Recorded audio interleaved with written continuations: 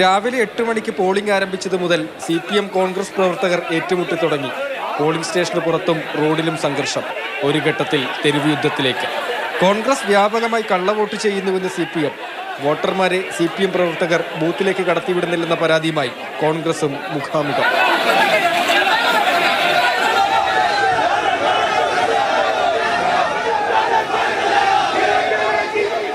നേതാക്കളടക്കം ഇരുവിഭാഗത്തിലുള്ളവർക്കും പരിക്കേറ്റു. 11 സീറ്റിലും വിജയിച്ചാണ് കോൺഗ്രസ് വിമതരുടെ പാനൽ ഭരണം പിടിച്ചത്. കോൺഗ്രസ് വിമതർ 7 സീറ്റിലും CPM 4 സീറ്റിലും വിജയിച്ചു. GC പ്രശാന്ത് കുമാർ ചെയർമാനായി തുടരും. ഞങ്ങളുടെ കൂടെയുള്ള സീനിയർ നേതാക്കൾ 80ഉം 70ഉം വയസ്സ് പ്രായമുള്ള സീനിയർ നേതാക്കൾ നിവേദനവുമായി കാണാൻ ചെന്ന അവസരത്തിൽ അവരെ കാണാൻ കൂട്ടാക്കിയില്ലെന്ന് മാത്രമല്ല, വളരെ മോശപ്പെട്ട ഭാഷയിൽ കടന്നു പോകാനാണ് KPC പ്രസിഡന്റ് പറഞ്ഞിട്ടുള്ളത്. ബാങ്ക് തിരഞ്ഞെടുപ്പ് CPM അക്രമത്തിലൂടെ അട്ടിമറിച്ചതായി KPCC അധ്യക്ഷൻ K സുധാകരൻ ആരോപിച്ചു.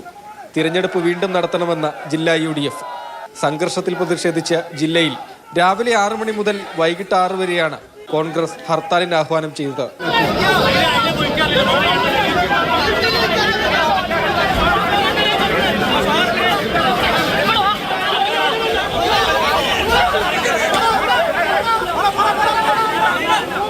മാതൃഭൂമി ന്യൂസ്, കോഴിക്കോട്.